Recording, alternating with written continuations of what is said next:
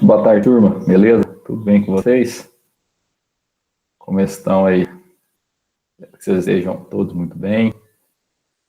Bom ver algumas pessoas aqui, né, que não participaram na semana passada.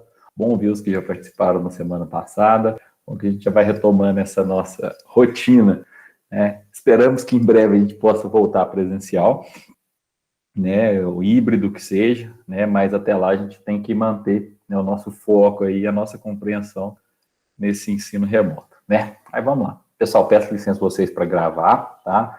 Como eu tenho feito desde o ano passado, eu sempre gravo as nossas lives, depois disponibilizo, né? O pessoal que porventura não possa assistir, vocês queiram tirar alguma dúvida, né? Então, assim, estou gravando aí, tá bom? Sintam-se à vontade aí para qualquer momento me interromper, perguntar alguma coisa, me corrigir, tá? Então, não tem zebra, não. Boa tarde, Rodolfo, bem-vindo, ok? Para aqueles que não estiveram na semana passada, tá? É para a gente dar um norte para vocês. Lá no nosso Google Sala de Aula, que é a mesma do ano passado, tá? Eu criei um tópico aqui que é o Programa de Recuperação de Conteúdo, tá?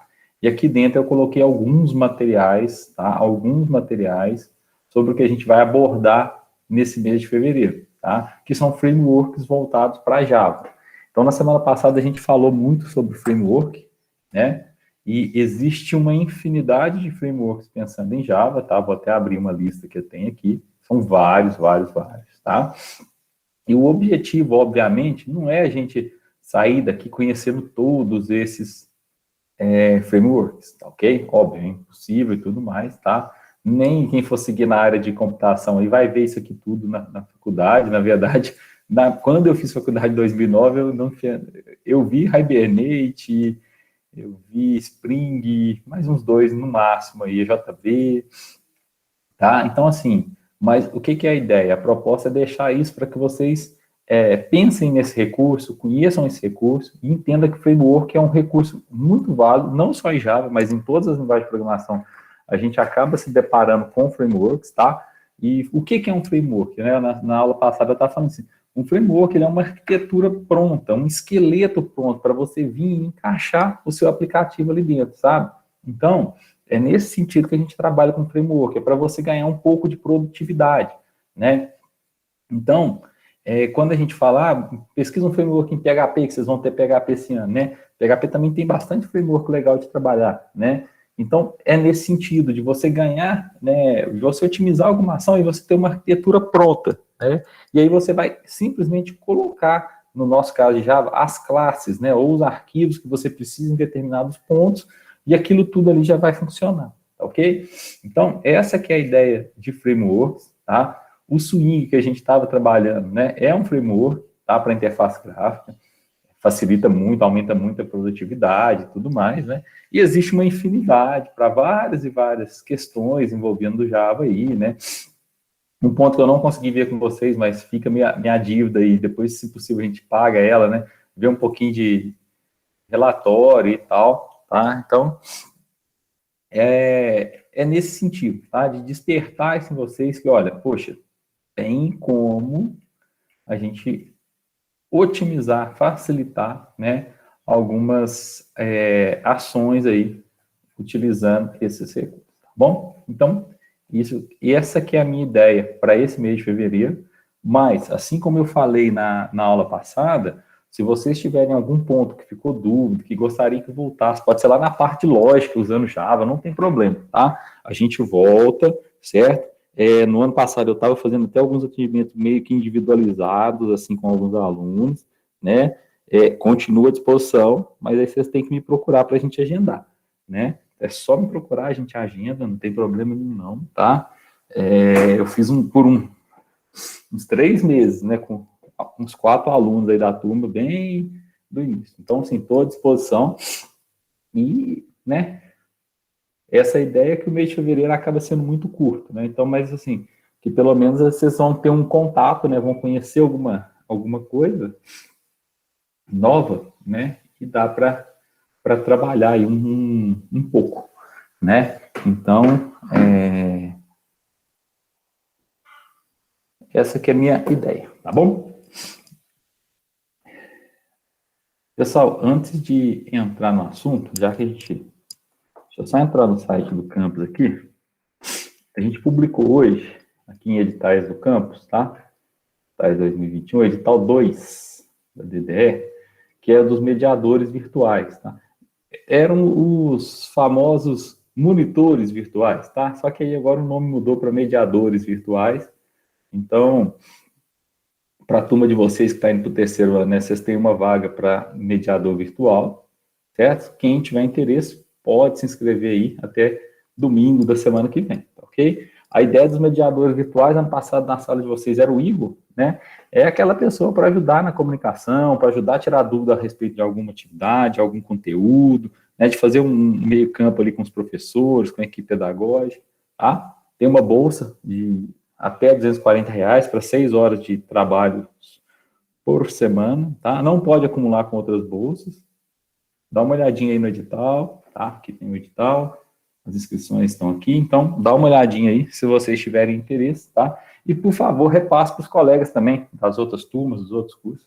Ajuda a gente a divulgar isso, e se eles perguntarem, é bom que vocês até já sabem, né, o que é, e aí já fica mais fácil, tá bom?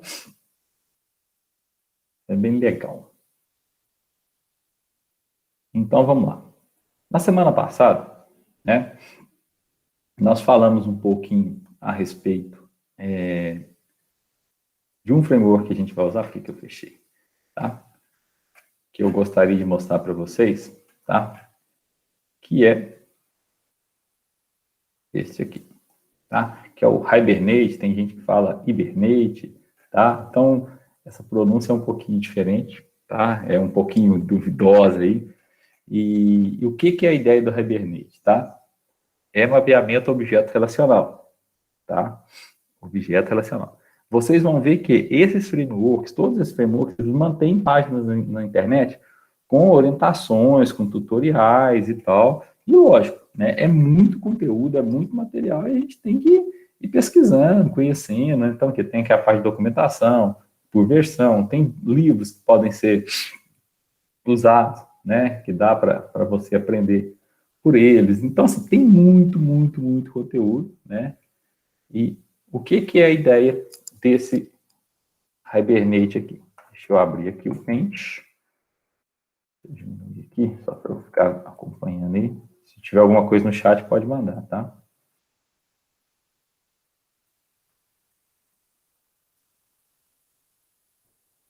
Relembrando os meus desenhos do ano passado, né? Nós temos o banco de dados, de um lado, certo? Do outro lado, nós temos a nossa aplicação, tá? Eu vou chamar aqui de app, ok? Vocês sabem o que eu estou falando.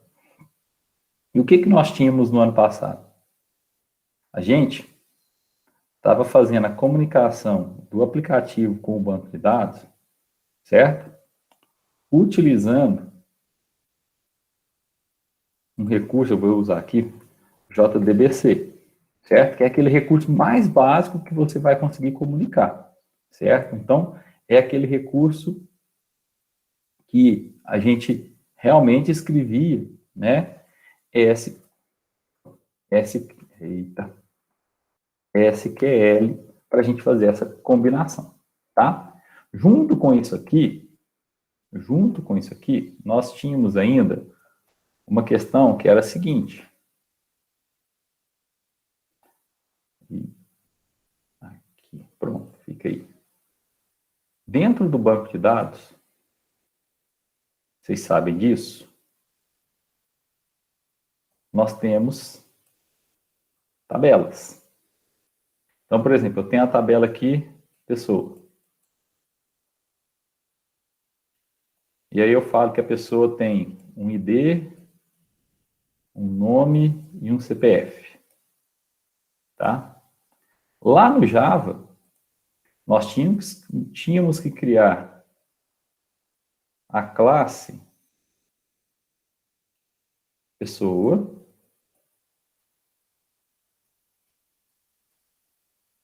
Dentro dessa classe pessoa, a gente colocava o ID, a gente colocava o nome, a gente colocava o CPF, certo?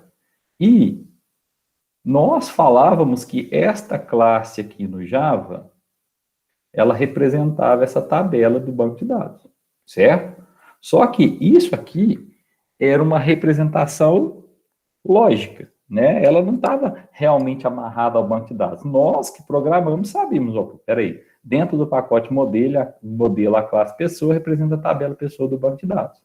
Ah, tá, a classe produto representa o produto no banco de dados, certo? Isso aqui que a gente fazia.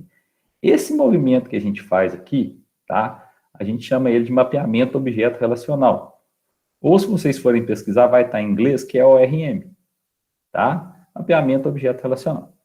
Tá? Por quê? Java, de novo, Java é uma linguagem orientada a objeto. Vou aumentar aqui. Tem que fazer um curso com a Crisiane sobre esses recursos aqui. Né? Java é uma linguagem baseada em orientação a objeto.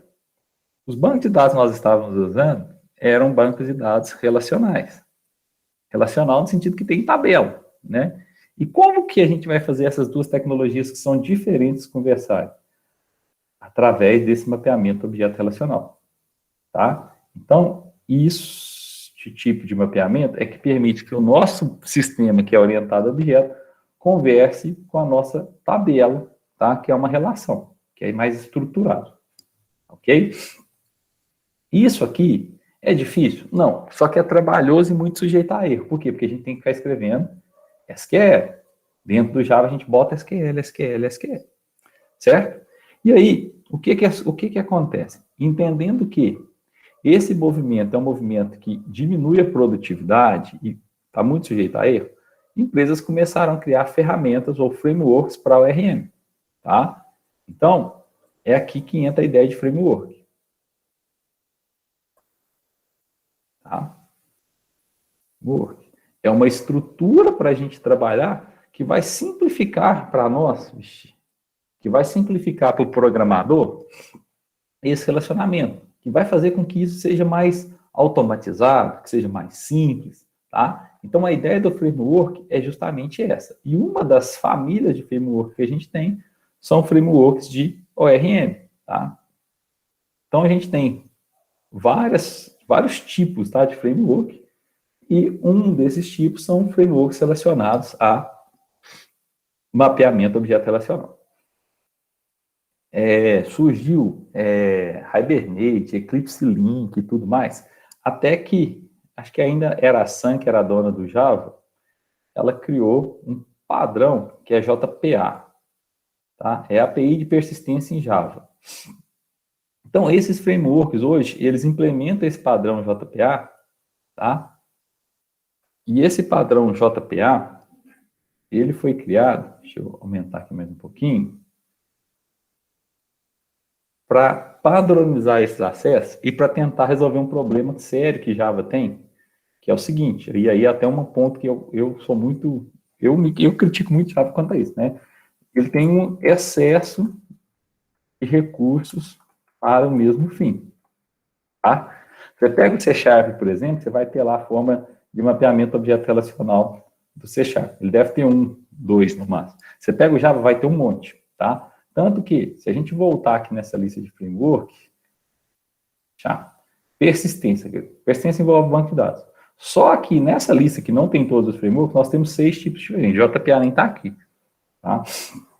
Então, é nesse sentido de tentar dar uma padronização maior, é que surgiu a Java, a API de persistência do Java. Tá? E aí, todo mundo que quer conversar, que quer facilitar, tem que implementar essa API. Tá certo? Então, JPA é um framework, sim. O Hibernate que a gente vai ver é um framework, todos para persistência, tá? E a ideia, de novo, simplificar isso aí, tá? Se vocês levarem essa ideia de framework daqui para frente, para mim já ajuda muito. Alguma dúvida, alguma pergunta em relação a framework, ao ORM, alguma coisa? Pode perguntar, gente.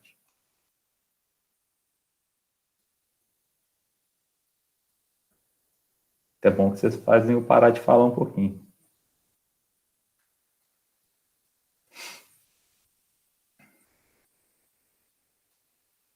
Por enquanto não, Marcelo, beleza. Vou seguindo aqui, tá, gente? Qualquer coisa vocês me interrompam aí. Beleza? Então, vamos lá. Então, quando a gente fala Hibernate,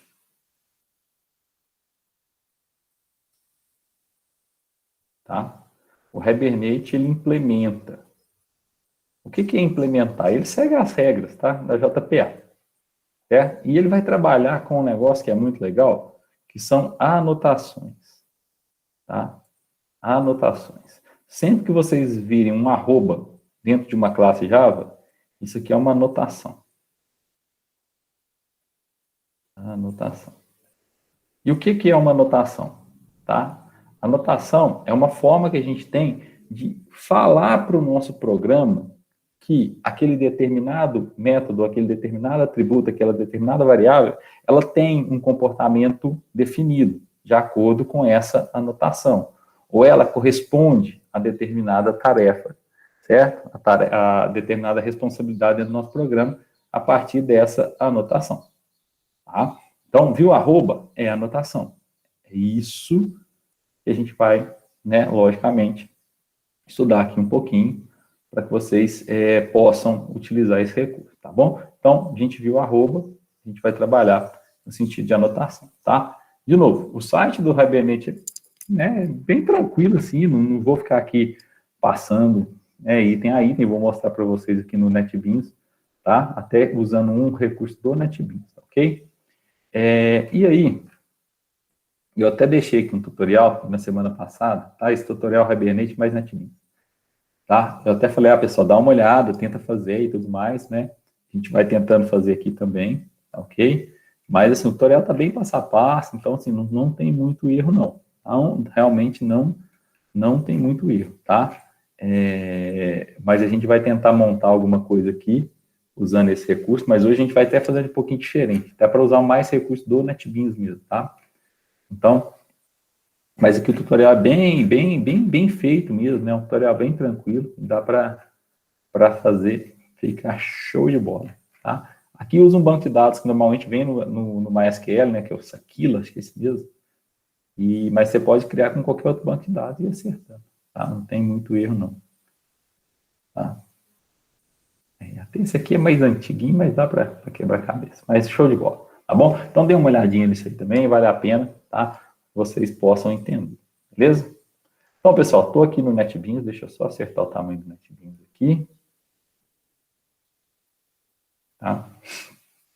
Estou aqui no NetBeans, semana passada eu tinha criado um projeto, certo?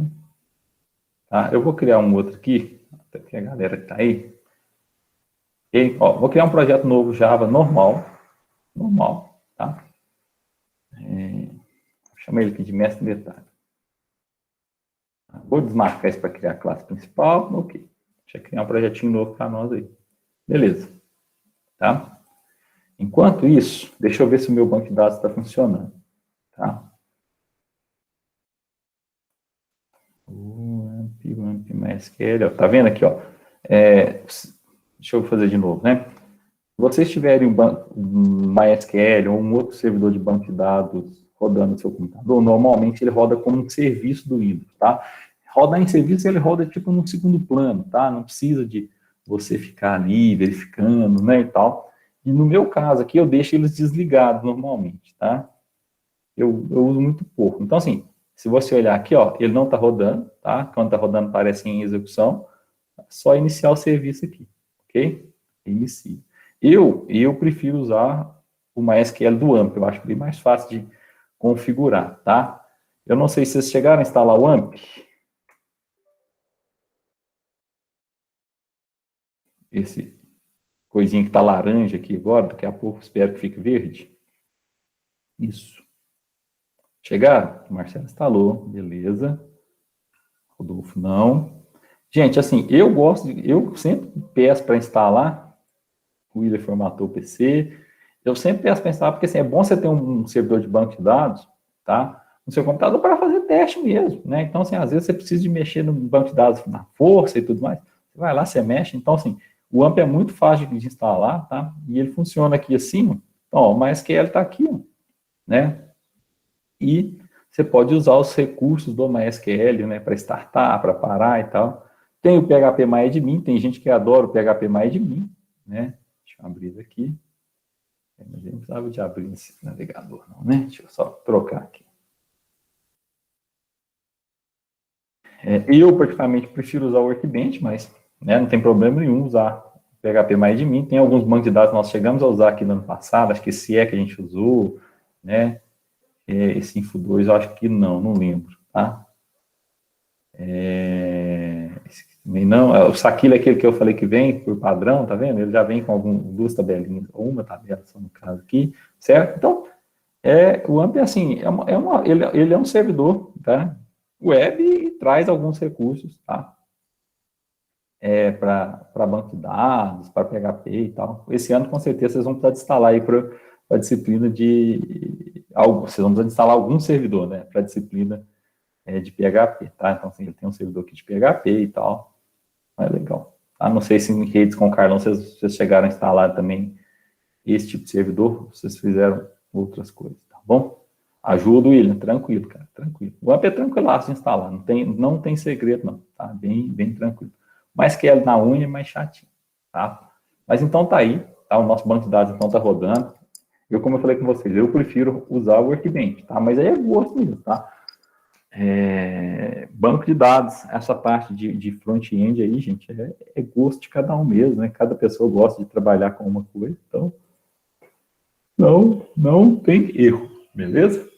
Então tá aí, ó. Repara que os mesmos bancos de dados que eu vejo aqui no Workbench, eu consigo visualizar aqui também no PHP+admin, ou seja, aí é gosto, né, de cada um mesmo, de como que você quer visualizar, tá bom? Beleza. E por que eu estou acessando o banco de dados? Porque esse framework do Hibernate, que a gente faz dele aqui, ele é um framework que atua justamente nessa comunicação, banco de dados e Java, certo? Então, beleza, deixa aí, não tem problema, pode ser qualquer um desses bancos de dados, daqui a pouquinho a gente escolhe um aqui, tá? Uma coisa que eu falei na última aula também, que eu acho que ano passado eu não tinha falado, tá, pessoal que não tá aí, não estava semana passada, aqui nesse menu janela do NetBeans, tá?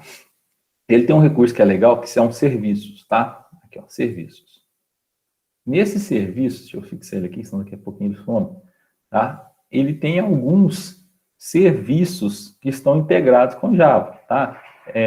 O Selenium aqui é para teste, esse host do build CC++ é para construir, Docker é para trabalhar com container, né? Utils é integração contínua, nuvem, o Maven, acho que vocês até fizeram um trabalho sobre Maven para mim, servidores, e ele tem aqui banco de dados. Então, assim, nós podemos criar conexão com o banco de dados dentro do próprio NetBeans, tá? Para a gente talvez, nossa, meu computador não tem muita memória, se eu abrir o Workbench vai ficar pesado. Então, deixa eu fechar o Workbench aqui, tá? E aí, o que a gente pode fazer? A gente pode conectar o próprio NetBeans usando esse serviço num determinado banco de dados, tá? Então, por exemplo, vou clicar aqui, ó, dá para criar, dá para conectar, desconectar e tudo mais, tá? Então, aqui, olha os bancos de dados, são aqueles mesmos que apareciam no PHP+admin, tá? Deixa eu pegar um que eu não criei aqui ainda. Pode até ser aquilo aqui, ó. Tá vendo? Eu posso vir aqui nele e conectar. Ele vai me pedir a senha, salvo engano, a minha senha está em branco. Pronto, tá vendo que ele cria aqui, ó, uma conexão? Se vocês olharem o desenhozinho aqui, ó, ele está conectado, os outros estão quebradinhos, tá? E aí a gente consegue ver as tabelas. Então, por exemplo, ó, exibir dados. Eu consigo ver as tabelas desse banco de dados, tá? Dessa tabela. Então, isso aqui pode ser um recurso que é legal. Às vezes, nossa, meu computador não tem muita memória, então, assim, se eu ficar abrindo muito programa, não vai funcionar. Use esse recurso aqui, serviços, tá? Dentro do próprio NetBeans, para que vocês possam ter acesso ao banco de dados, tá bom? Então, é bem interessante essa parte aí também. Já tinha falado isso aqui na semana passada, tá? Estou voltando aí para falar com vocês, tá? Ele traz view, se você tiver view, né, alguma trigger, algum procedimento, ele dá para você trabalhar o básico aqui dentro, né? Lógico que não é um front-end muito legal, muito completo, mas pro básico, assim, você consegue fazer. Tá? Dá para adicionar, dá para consultar. Então, select. Aqui vocês já estão acostumados com o banco de dados, né? Asterisco from cliente. Só que eu acho que não tem nada lá naquele banco de dados. Pode executar. Pronto, tá vendo? Ele traz aqui, ó, tá em branco. Então, beleza. Certo? Mas é um recurso que é legal. Vou minimizar ele, vou deixar ele aqui, ó. Vou fechar essa abinha também, porque não quero. Tá? Vou fechar aqui tudo. E é muito, muito útil, tá? Tá bom. Eu vou criar aqui, então, dentro do nosso... Aí voltei para o Java agora, né? Esqueci o banco de dados um pouquinho.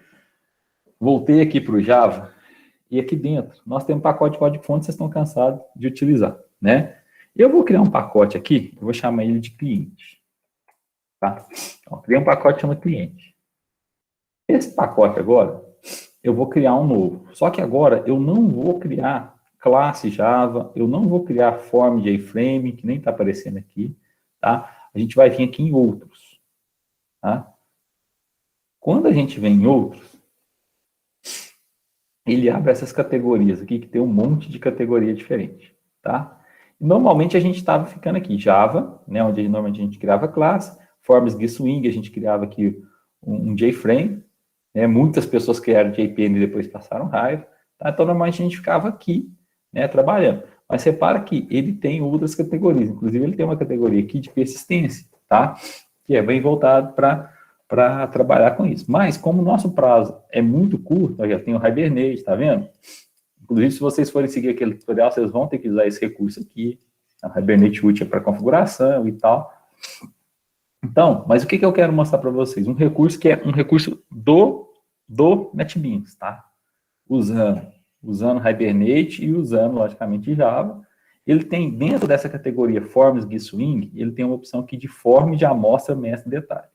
Eu não sei porque que a tradução ficou mestre detalhe, porque mestre detalhe é um tipo de caso de uso que a gente fala normalmente quando você tem duas classes envolvidas.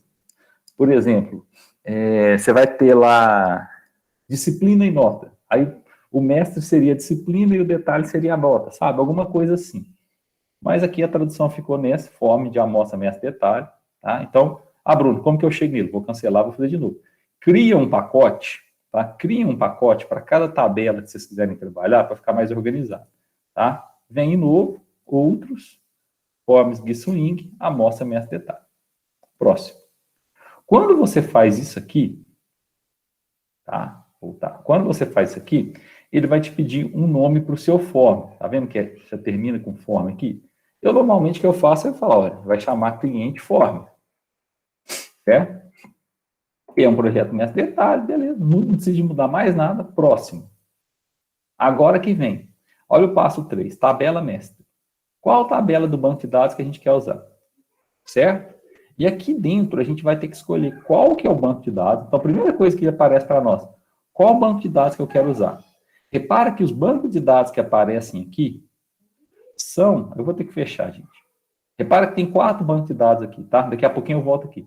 São os mesmos 4, as mesmas 4 conexões que aparecem aqui, ó.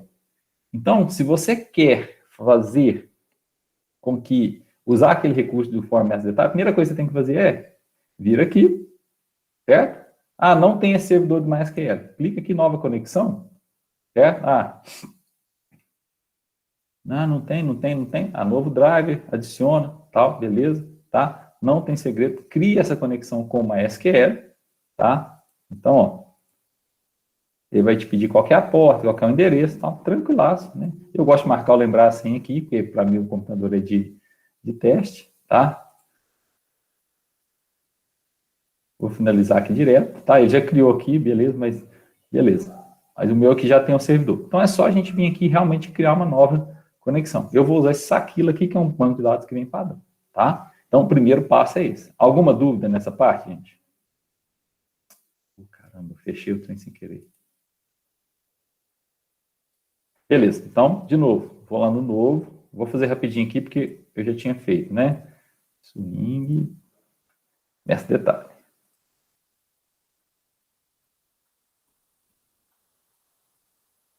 Dá sim também, Marcelo, obrigado. Agora, né, você está falando, deixa eu só mudar aqui para cliente. Você fala aqui, né? Nova conexão de banco. Show de bola. Obrigado, meu Marcelo. Não tinha visto. Então, dá para criar nova conexão, como o Marcelo falou, dá para pegar uma conexão pronta, eu vou pegar o Saquilo aqui. Quando eu pego, ele já me mostra quais são as tabelas que aquele banco de dados tem. Ó, cliente, produto. Ah, vou pegar outro banco de dados aqui. Por exemplo, esse teste Excel. Pode conectar. Ah, comprador, vendedor. Não, eu quero Saquilo mesmo, porque esse teste Excel eu estou testando outras coisas. Ok. Quais são as colunas a serem incluídas? Uma dica para vocês é a seguinte, se você tirar a coluna aqui, principalmente se você tirar o ID, vai dar problema, sabe? Então, o ideal é que você deixe todas as colunas a serem incluídas. Você pode fazer é mudar a ordenação delas aqui, não tem problema não. Tá? E elas vão ser incluídas aonde? No seu form, tá? Eu vou vir em próximo. Aqui, no caso, ele não vai te dar muitas opções, tá?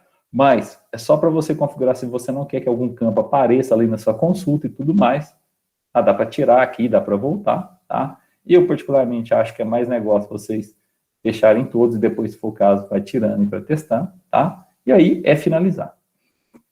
Normalmente, ele demora um pouquinho, tá? Para fazer essa conexão, para criar. E aí, deixa eu abrir aqui de novo. Pronto. Porque o que ele vai criar? De novo, gente, esse recurso é do NetBeans, tá? O que ele vai criar aqui? Repare, primeira coisa, ele criou dentro do pacote cliente uma classe cliente e um form cliente. Lembra que eu coloquei o nome lá de cliente form? Automaticamente ele criou a classe cliente. Então, o form que ele cria está aqui, ó. Ele traz o ID do cliente, o nome e o CPF. Certo? Então, os 3 campos aí. Então, sem dor de cabeça. Certo? Ele traz essa janelinha aqui. E ele traz aqui para criar um novo, para deletar, para atualizar e para salvar. Ok? Beleza. Certo? Automático. Ele cria essa classe cliente, que é aquela classe que normalmente a gente criava dentro do pacote modelo. Só que ele cria essa classe cliente usando recurso, tá? Usando recurso que eu falei com vocês, por exemplo, de anotação. Ok? Olha o arrobinha aqui. Que é recurso do framework, tá? Então, isso aqui é JPA, acho que esse aqui é JPA, tá? Mas depois a gente vai configurando ali, tá? Então, o que ele faz nessa classe cliente que ele traz para nós, tá? Então, repare que a nossa classe é cliente. E aí ele começa a trabalhar com os arrobas, as anotações, ó, arroba int, ou seja, ele está falando que essa classe é uma entidade, tá? E essa entidade, ela representa o quê? Ela representa a tabela. Qual tabela? Cliente. Dentro de qual banco de dados? Saquila, tá? Esquema normalmente fica em branco aqui, ok?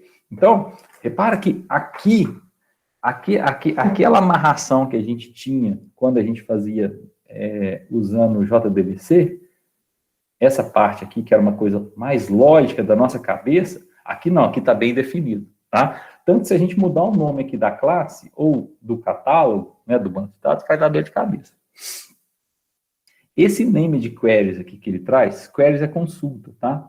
Então ele traz algumas consultas, deixa eu minimizar aqui, ele traz algumas consultas prontas, por exemplo, find all, procurar todos, certo? E aí é uma estrutura de consulta, select C from cliente C, ou seja, procurar todos os clientes, certo? Find by ID cliente, find by nome, find by CPF, certo? Isso aqui são estruturas de consultas que já são prontas. Quando a gente vê esse 2 pontos CPF, isso aqui é um argumento, ou seja, ele vai trocar isso aqui por um determinado valor, ele vai trocar isso aqui por um determinado valor, vai trocar isso aqui por um determinado valor, tá? E isso aqui, a gente pode criar outras name de queries aqui dentro também, não fica limitado a essas não, essas vêm automáticas, tá? Beleza.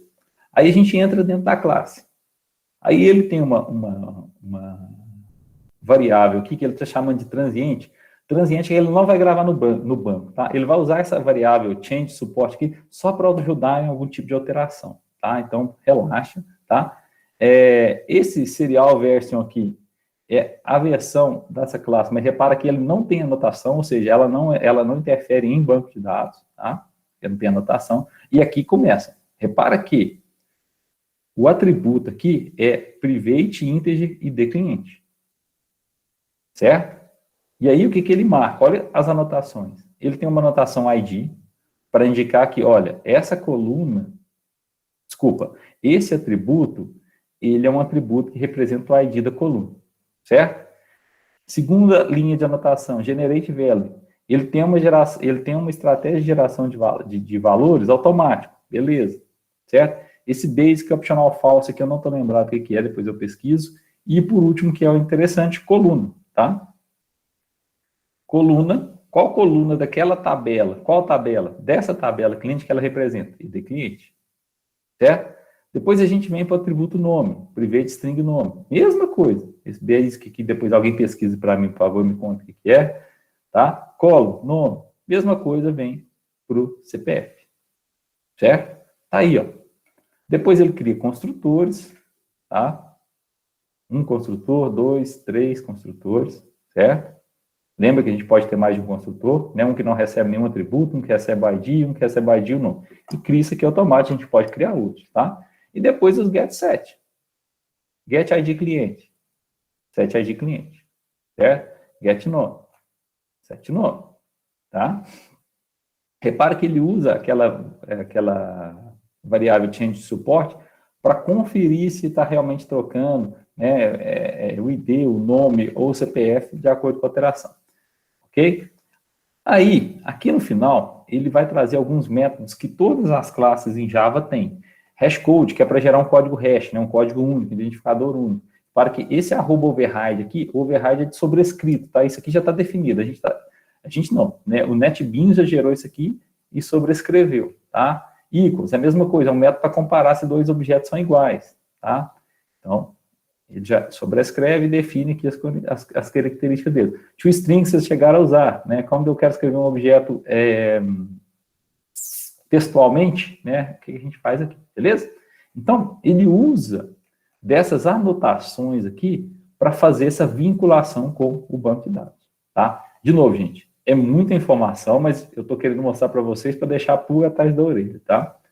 Porque é muita coisinha. Vou voltar aqui no projeto. E antes de eu chegar aqui nas bibliotecas, tá? Repare as bibliotecas, mas daqui a pouco eu falo dela. Repare que ele cria um pacotinho que é metainf. E dentro dessa metainf, ele cria um arquivo que chama persistência.xml. Tá? O que é esse metainf? Metainf é um pacote que tem quando a gente tem arquivos de configuração, tá? Arquivos de configuração em Java normalmente são XML, tá? E particularmente aqui tem como você ver ele nesse formato aqui, tem como você ver ele em código-fonte, tá? Então, eu vou minimizar aqui. Se a gente for olhar ele em código-fonte, ele vai trazer para nós as informações que a gente tem lá dentro daquela classe, tá? Por exemplo, qual que é a classe que a gente está trabalhando? É o cliente, certo? Onde que a gente está conectando? Ó, localhost 3306, isso aqui é a questão de horário de servidor. Qual que é o nosso usuário? A nossa senha, o driver que a gente está usando. Ou seja, são informações a respeito dessa conexão. Ficam aqui. Reparem que aqui, ó, biblioteca de persistência. Ele está usando Eclipse Link. E ele tem JPA. Tem como a gente criar uma nova biblioteca. Tá? Então, por exemplo, não, quero usar Hibernate. Mudamos para Hibernate. Tá? Pronto. Se a gente vier aqui, agora, deixa eu ver se ele já trocou para Hibernate. Aqui, ó, trocou. Tá vendo? Ó, Hibernate persistência, ou seja, beleza. Pode salvar. Ok? Legal. Estratégia de geração de tabelas. Até acho que foi o Abraão que me perguntou na última semana se tinha como criar tabela, tá vendo? Se você não tiver o banco, você pode pedir ele para criar, eliminar e criar. No nosso caso, que eu não vou pedir para fazer nenhum, tá? E aqui embaixo ele vai listar as entidades ou as classes que ele está tratando, tá? E depois aqui vem propriedades que eu não vou chegar a tocar nesse assunto. Então, esse arquivo persistência.xml, que eu particularmente prefiro mexer no XML, mas aí não tem problema nenhum vocês mexerem aqui na parte gráfica também, sem dor de cabeça, ele vai trazer a configuração básica, tá? Deixa eu salvar aqui, para essa estrutura de conexão. E aqui nas bibliotecas, eu não sei porque que ele não atualizou ainda, ele vai trazer bibliotecas que são necessárias para que isso funcione. Então, por exemplo, o MySQL Connector, vocês já estavam acostumados, está aqui, ó.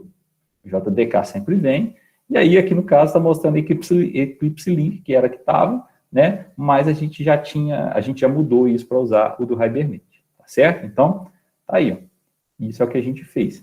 E, de novo, se vocês recordarem que o que eu fiz foi somente clicar e pedir para gerar um mestre detalhe. Né? Eu não mexi em mais nada e ele gerou isso aqui tudo automático, ok? Uma coisa que vocês precisam entender é o seguinte, tudo isso aqui que ele fez, na hora que a gente executar, vai funcionar? Esperamos que sim, né? Esperamos que sim. E, no final da história, tudo vai virar JDBC que vocês aprenderam na mão, tá? Tudo vai virar JDBC, ou seja, se você for debugando, descendo o nível, você vai ver que vai virar um JDBC, tá? Então, isso aqui é uma forma de quê? De ficar mais fácil para a gente programar, para a gente ganhar produtividade, ok? Então, chega de falar, né? Bruno tá falando demais hoje, acho que eu tô meio carente. Vou executar o nosso form aqui e vamos ver o que vai dar. Ó, deu erro.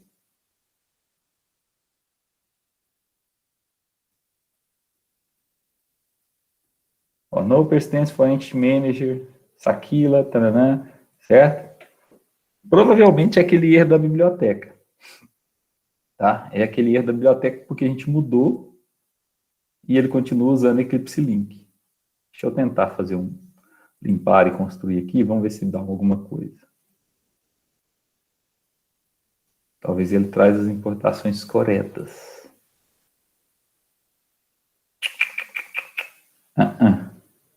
Deu erro. Gente, sempre que der erro, a melhor dica que eu posso dar para vocês é o seguinte, copia essa primeira linha aqui, assim, ó, que te conta qual que é o erro. Lógico que eu não vou copiar o Sakila aqui, porque o Sakila é o nome do meu banco de dados. Joga isso no Google, que ele te ajuda a descobrir o que que é. Tá vendo? É isso que está usando outra coisa.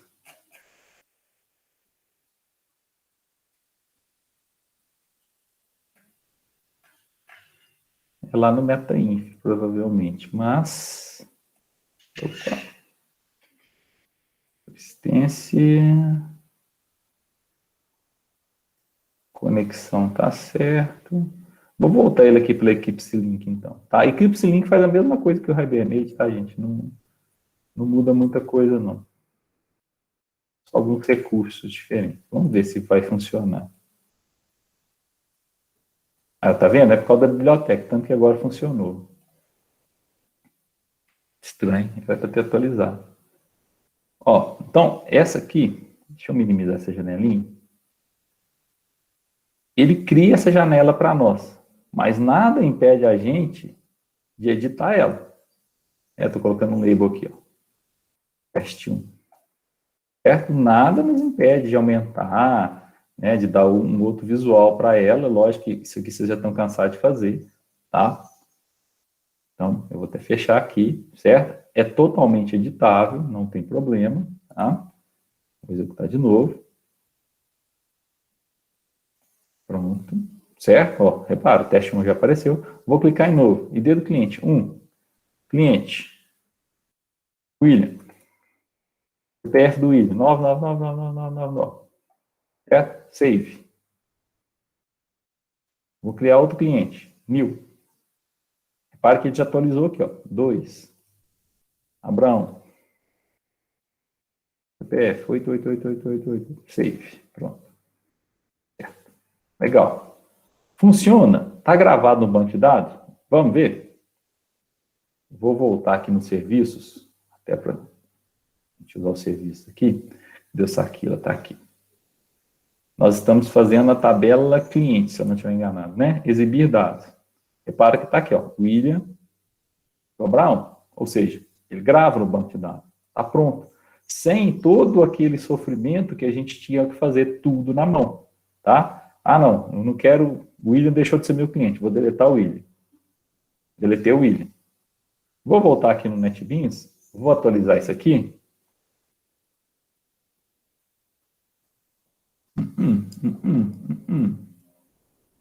Refresh. Não excluiu.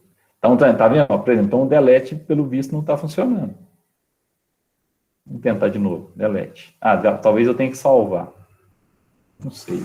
Refresh, deve ser isso. Tinha que salvar, provavelmente. Deixa eu pesquisar de novo. Aí, agora ficou só o William e eu excluí o Abraão. Certo? Então, maravilha. Funciona, está gravando, está excluindo o banco de dados. E como que ele faz isso? Não é mágica, tá, gente? É através dessas anotações. através dessas anotações, tá? Tanto que, se a gente vier aqui para o form, a parte gráfica do form vocês já visualizaram, né? Agora, olha por dentro aqui, né, em termos de código-fonte, o que a gente tem no nosso querido form. Coisa que vocês já estão acostumados a ver, né? Essas linhas cinzas, vocês lembram que não são editáveis e tudo mais. Mas, por exemplo, ó, quando eu clico no botão delete, opa, o que ele faz? Ele usa um recurso que chama Entity Manager, tá? Que é tipo um gerente de entidades aí, tá?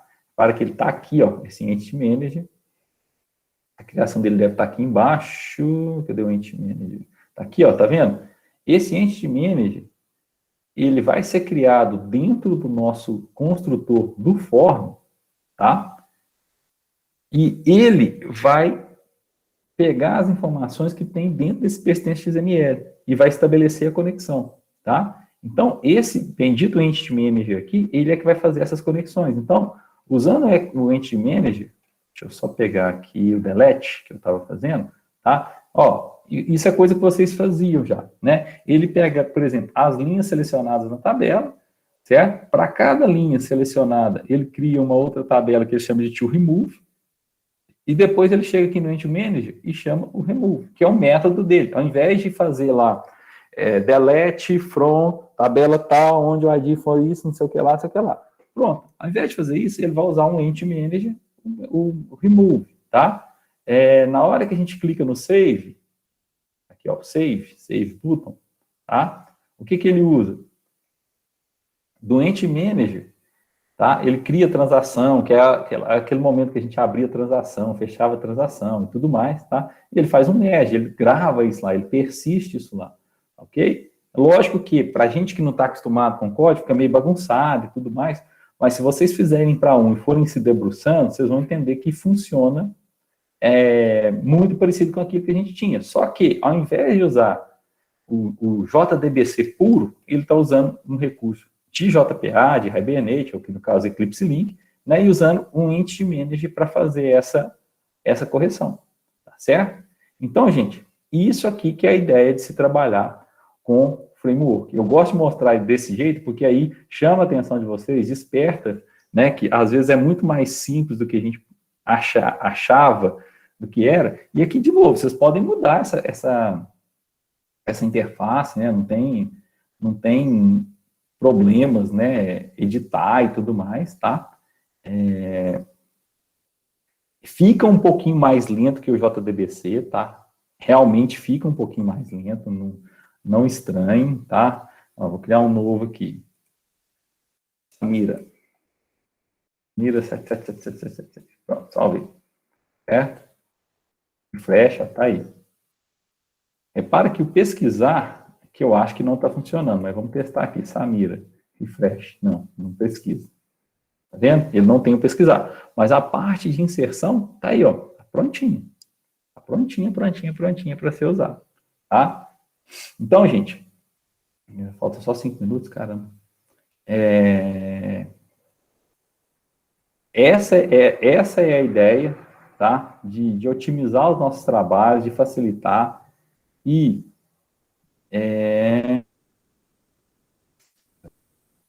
aqui. Se vocês gostaram, acharam interessante, quiserem aprofundar, o negócio é começar entendendo essas anotações, sabe? O que significa? Eu passei por alto, o int, o table, né? A gente nem tanto, mas aqui, as colunas, ou seja, dá para a gente configurar, certo? Uma comunicação com o banco usando esse recurso. E, se vocês pegarem esse tutorial aqui para fazer, esse tutorial vai ser bem passo a passo, tá? Item por item, até a questão de conexão com o banco, que ele mostra e tudo mais, né? Repara que ele está usando um Hibernate aqui, até um Hibernate mais antigo, mas para a gente começar a aprender, não tem dor de cabeça, tá? Dá para tirar uma base, uma ideia assim, para vocês terem condições de entender, né, o que é um framework, no caso aqui um framework de persistência, e para que vocês carreguem isso com vocês, né? Nossa, eu preciso fazer alguma coisa, será que eu preciso fazer do zero? Será que não tem um framework, alguma coisa pronta que vai me ajudar? Né? Então, é nesse sentido mesmo, tá? E esse tutorial é um tutorial muito introdutório, mas assim, para começar, né? Talvez ele vai trazer uns termos diferentes, como eu vi aqui no título POJO, né? Pojo é Plain Object... eu sei que são objetos... A tradução... Objetos simples de... Plain Objects... Join... eu não sei. Mas são objetos simples, assim, são classes que a gente cria para fazer o mapeamento, sabe?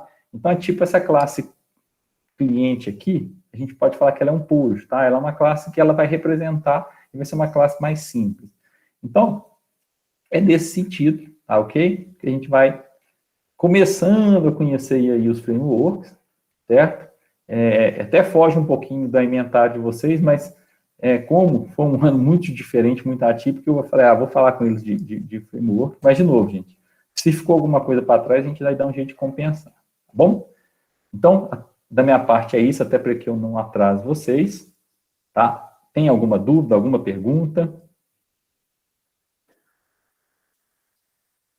Falei hoje, empolguei.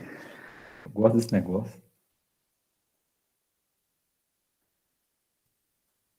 Marcelo, você foi no ponto. É mexendo, sabe? É criando um banco de dados, é testando, é apagando ali uma anotação, o criando do zero. Eu acho que se vocês começarem com o tutorial, vocês vão entender bacana, tá? E eu acho que é isso, né? Acho que o válido é isso, tá bom? E para a nossa disciplina do terceiro ano é aplicativos móveis, tá, gente? Eu ainda estou pensando ainda o que eu vou fazer com vocês em aplicativos móveis, porque a dinâmica que eu gosto de fazer é muito diferente e tinha que ser muito presencial, sabe? Mas a gente vai achar uma forma de fazer, tá? A gente está trabalhando no calendário, né? Eu vou tirar esses minutinhos aqui, faltam 3 minutinhos. A gente está trabalhando no calendário para que as aulas de vocês comecem provavelmente no dia 8, tá? Mas, de novo, provavelmente, tá? No dia 8 de março.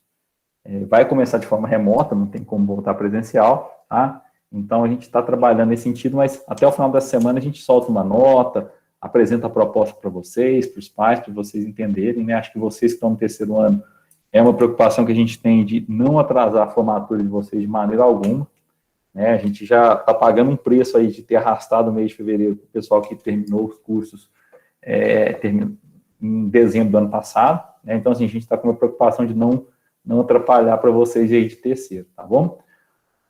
Mas então a gente está trabalhando para isso, já tem mais ou menos uma divisão de aula, né? Vocês têm PHP, aplicativos móveis e automação, né? Robótica com Carlão. Então acho que vai ser bem legal. Ô Vinícius, quando a gente está no presencial, cara, eu gosto de fazer o primeiro semestre, assim, com alguma... o primeiro bimestre, desculpa. Eu gostava de fazer o primeiro bimestre, mas assim, o primeiro mês do primeiro bimestre, em fevereiro, eu fazia umas dinâmicas de empreendedorismo e tal, dividia vocês em equipe, né, para que vocês tentassem achar um problema e criar um aplicativo para resolver aquele problema. E a partir daí a gente começava a ver plataformas. Então, assim, as minhas aulas eram muito centradas em Android Studio, só que o Android Studio é muito pesado, né? No ano passado eu não usei Android Studio com o pessoal do terceiro, porque não dava para pedir para instalar nos computadores, né? A primeira turma que eu dei aula disso, eu caí na bobagem de pedir para fazer aquele tutorial de instalação do Android Studio. Foi o caos, né? Porque realmente o Android Studio com menos de 8 GB de RAM e 1.7, ele não vai funcionar, sabe? Não vai. Ele vai sentar o seu computador de uma forma incrível. Né? O meu computador tem 16 GB de RAM e se eu ligar ele, mais o emulador, mais banco, ele senta, né? Então é muito pesado. Aí o que eu fiz no ano passado, o Abraão, foi procurar ferramentas que fossem online, porque eu evitava do pessoal ter que instalar coisa no computador. E como tem alguns alunos que gostam de fazer pelo celular ou só tem um celular, também dava para fazer pelo celular. Né? Mesmo a gente emprestando computador, alguns optam por fazer pelo celular e tal, né? A gente tem que respeitar. Então, eu tentei fazer com ferramentas que eram online, né? Agora, para esse 2021 que eu estou pensando em inverter, né? É começar com essas ferramentas, mostrar primeiramente essas ferramentas que são online. Quando a gente puder fazer alguma coisa presencial, a gente vê o Android Studio, porque nos computadores da escola eles vão conseguir, a gente vai conseguir rodar ele, nem que seja, né, mais ou menos, para depois tentar trabalhar esse negócio de ter uma ideia, de criar, não sei. Né? Mas a gente vai trocando figurinha também no início de março aí, para a gente ver se vocês tiverem alguma ideia também, alguma ferramenta que vocês gostariam de ver, mas, de novo, se for ferramenta que tenha que instalar, né, igual para o ano passado, eu queria fazer React com os meninos, mas, assim, o React era eu apresentando, porque acho que ninguém chegou a instalar, sabe? Então, fica um negócio meio assim. Aí é melhor assistir um vídeo no YouTube do que ficar vendo aqui 1 hora, eu falando, né? Ô, Vinícius, eu acho que não, cara. Eu acho que não. Eu acho que se você tem que lá colocar Android Studio numa máquina virtual, não vai rodar, cara. A não ser que seu computador tenha aí 20, 16 GB de memória RAM, isso aqui é uma máquina de virtual que possa usar 10 GB, 8 GB. Porque não vai, cara. E ele é um aplicativo que precisa ser instalado, sabe? É muito legal, gosto muito, mas assim, eu aprendi a duras penas que, ó, não é qualquer computador que vai rodar, e sinceramente, nos computadores da escola, normalmente a gente tem uns probleminhas, porque o ideal dele é que você rode ele como administrador, porque ele escreve muita coisa. Sim, aquelas anotações que os programas fazem em pasta temporária e tudo mais, então, assim, ele escreve muita coisa. Ele vai guardando suas preferências e tal, então, como na escola vocês não são administradores, vira e mexe estava problema, sabe, com os alunos, porque apaga, né? Apaga, não mantém, né? Não tem permissão para escrever em determinadas pastas, então, assim, é um desafio, mas a gente vai trabalhando, cara. Eu acho que o importante é que vocês conheçam as ferramentas e que a gente tente fazer alguma coisa legal, né? Tentar trabalhar um pouquinho com o Google. Fugiu o nome. E que é um serviço da Google, né, voltado para banco de dados, em tempo real ou não, né, em autenticação. Então, assim, dá para a gente fazer bastante coisa, mas vai ser um desafio legal. Mas eu tenho muita esperança que a gente possa voltar híbrido aí em breve, sabe? E mesmo que, não, dá para ir 10 alunos, beleza, mas com esses 10 a gente vai fazendo, vai revezando ali. Então, eu tenho muita esperança disso, né? E, como eu falei com vocês, esse ano eu tenho interesse de criar entre aspas, aí, um clube do Python aí, para a gente estudar Python também, uma coisa que eu até falei com vocês no ano passado, né? Só tem que esperar realmente ver a questão de projetos integradores primeiros e tal, que talvez eu vou ter que lançar como projeto integrador, talvez não, então a gente vai procurando aí alternativas, tá bom? Gente, desculpa, hoje eu estou muito falante, desculpa, eu já excedi o tempo, tá bom? Boa semana para vocês, bom carnaval aí, né?